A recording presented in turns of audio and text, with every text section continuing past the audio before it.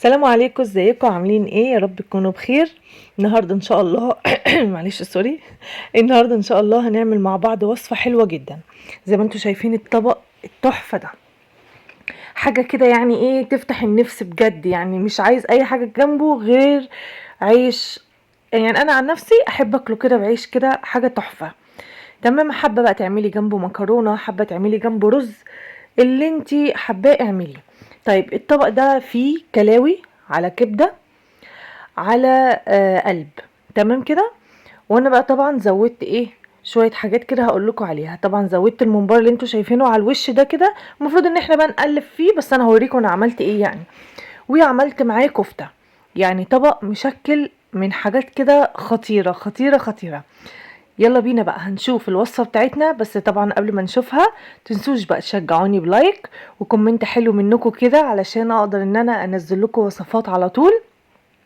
ويلا بينا نشوف هنعمل ايه. اول حاجه خالص جبت معايا الطاسه بتاعتي زي ما انتوا شايفين كده. اللي انتوا حابين بقى تعملوا في حله مفيش مشكله، بس انا قلت بقى ايه حاجه سريعه كده على طول. وابتديت ان انا احط شويه صغيرين جدا جدا من الزيت، ما حطيتش كتير وهقول لكم ليه. جبت بقى طبعا الطبق المشكل كده، كان الجزار عامل طبق مشكل كده، اللي هو القلب على الكلاوي على الكبده، ومقطعهم كلهم بالمنظر اللي انتوا شايفينه ده.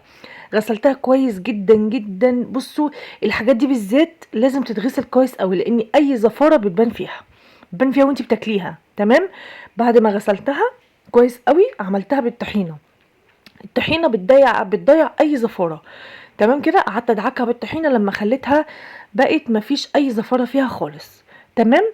وجبت بقى زي ما انتم شايفين كده شويه زيت صغيرين، وهبتدي ان انا اخد الحتت اللي هي فيها زي حتت دهن كده، عشان انزل كده الايه الطعم الدهني كده في الزيت بتاعي اللي بهدل الدنيا وقعد يطرطش ده. فقلت ايه هنزل كده شويه كام حته كده اللي هم فيهم دهن، اديهم بس تحميصه كده والدهن بتاعها ينزل.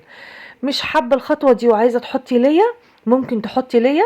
بس عايزه اقول لكم بصوا الطشطشه بهدلت لي الدنيا والله.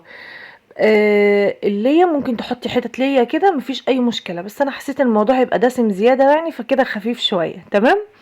اهو بالشكل ده. وهبتدي ان انا انزل بالكميه بتاعتي كلها اهو كده بالمنظر اللي انتوا شايفينه ده. طبعا تصفيها من الميه بقى اللي هتكون فيها، عشان كده انا باخد حبه حبه كده بالمعلقه، علشان ايه لو في ميه في اي حاجه ما تنزلش معايا.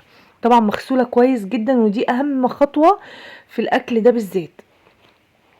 عندك بقى زي مثلا كوارع بقى، لسان، فشه، طحال، الحاجات دي كلها لازم تتغسل. بصوا يعني هي متعبة في غسيلها جدا جدا، الا اللسان. يعني اللسان ده مشكلة تانية في غسيله بصراحة. ما علينا، خلينا في وصفتنا. تمام. هبتدي بقى ان انا زي ما انتم شايفين كده ابتدي ان انا اقلب فيها واغطيها، علشان طبعا انتوا عارفين ان الكلاوي بتاخد وقت شوية في سوا. فهسيبها بقى تشرب المية اللي هي نزلتها، وحطيتش مية ولا اي حاجة خالص. تمام. تشرب ميتها والكلاوي تبتدي انها تدخل على السوا بالشكل اللي انتوا شايفينه ده كده، بعد ما شربت ميتها خالص اهو بالمنظر ده. تمام. هبتدي بقى انزل معايا ببصلايه. عايزين تقطعوها قطعوها، عايزين تبشروها بشروها زي ما انتوا حابين.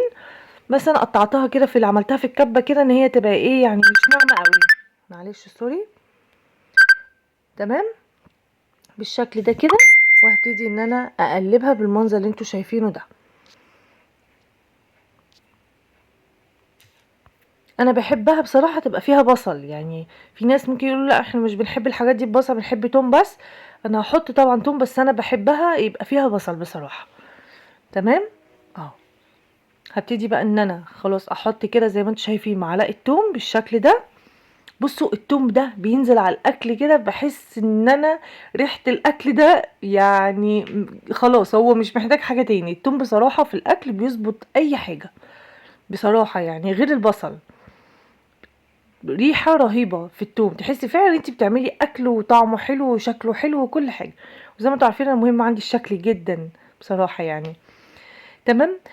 انا بقى ايه كنت عامله كفته، كنت لسه يعني كنت عاملاها في الفيديو، بس انا لسه عاملاها معاكم، فقلت خلاص مش لازم ان انا انزلها. شايفين الطاسه اللي هي المجرحه على جنب دي انا بحمر فيها كده حاجات سريعه.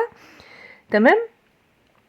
اهي انا عملت كفته كده دواير وابتديت ان انا احمرها كده على جنب. عايزين طريقه الكفته بتاعتي ارجعوا للفيديوهات اللي فاتت هتلاقوها، كنت لسه عاملاها قريب بصراحه فظيعه، والحمد لله الحمد لله كل اللي بيدوقها مني او بيجربها بيقول لي بجد تستاهل ان انت ما تغيريش الوصفه دي، وبيحبوها مني احسن ما بيحبوها يجيبوها من بره. جربوها والله ما هتندموا، ما استغربوش من الحاجات اللي انا حطاها فيها، بس جربوها تعجبكم جدا. تمام، ولا بتفك ولا بتكش ولا اي حاجه، وهتشوفوا يعني جربوا وانتوا تحكموا بنفسكم، حتى جربوا نص كيلو. معايا طبعا بقى فلفلايه رومي، ابتديت ان انا انزلها، فلفلايه واحده بس كانت اخر واحده عندي. حطيت فلفل اسود، كمون، وكزبره بس، ما تحطيش حاجه تاني عشان ما تضيعيش طعم الكبده ولا تضيعي طعم الاكل اللي انت المحطوط، الكلاوي والكبده والحاجات دي، ولا الكفته ولا الكلام ده. تمام اهو بالشكل ده. يبقى حطينا ايه؟ فلفل اسود وكمون وكزبره بس. تمام، عشان طعم الحاجه تفضل زي ما هي. الكفته بتاعتنا اللي انتوا شايفينها الجميله اهي بالشكل ده. عايزه اقول لكم والله بجد تحفه، جربوها مش هتندموا والله، هتخلوها هي وصفه اساسيه في حياتكم. طريقه الكفته بتاعتي ان شاء الله هتعجبكم جدا جدا، تفضل طريه وفظيعه. جربوا بقى، جربوا وقولوا لي، مش هتكلم عنها تاني، انا عاملاها مرتين متهيألي على القناه او 3 مرات. تمام، هنقلب بقى كده. حطيت شويه الملح بتوعي، بص الطبق فظيع من غير اي حاجه خالص، لسه ما زودتش بقى لا الكفته ولا زودت الممبار ولا اي حاجه. الحلتين اللي في الجنب دول انا كنت بعمل مكرونه، كان عيالي عايزين معاها مكرونه. زي ما انتوا شفتوا اللحظه ديت كده، الكفته نزلتها بالحاجات الدهون اللي نزلت منها بالشكل ده كله على الطبق الجميل بتاعي ده. عشان كده قلت لكم ما تحطوش زيت كتير، تمام، عشان تبقى الكفته برضو هتنزل، فما يبقاش الموضوع فيه دسامه اكتر من كده. هو كده حلو قوي. بس كده بصوا الطبق جاهز معايا، كل حاجه كده استوت. بصوا الطبق تحفه، الشكل فظيع. عايزه اقول لكم الطعم اقسم بالله حكايه، احلى من بره وانضف، وحاجه انت ضمناها، وحاجه مغسوله، وحاجه بلدي، وحاجه كده يعني خيال. جربوها هتعجبكم جدا. بس كده. وانا كان عندي بقى ممبار، رحت مقطعاه كده. كان المفروض ان انت ممكن تقلبي الممبار تقلبتين معاه، بس لو الممبار اللي هو البوبس ده المدور، تمام. بس انا كان عندي ممبار، طلعت كده كام واحده حمرتهم، وقلت ايه هقطعهم كده على الوش، بلاش ان انا اقلب وابوظ شكل الطبق، لاني لو قلبت الرز هيطلع، وانا ما بحبش الرز يبقى في وسط الاكل كده مش ظريف يعني. بس كده بصوا الطبق بتاعنا شكله فظيع، حلو جدا. اعملي جنبه رز ابيض، اعملي جنبه مكرونه. انا كنت عامله مكرونه عشان عيالي بيحبوها، كده انا بصراحه اكلته بعيش وسلطه الطحينه كده، وكان زي الفل وتحفه وجميله جدا. جربوها وان شاء الله هتعجبكم، وهستنى بقى تعليقكم، وهستنى اللايك اللي انتوا بتنسوه، واشوفكم على خير، واقول لكم سلام عليكم، باي باي. ولو عايزين اي وصفه ابعتولي وانا اعملها لكم، والسلام عليكم.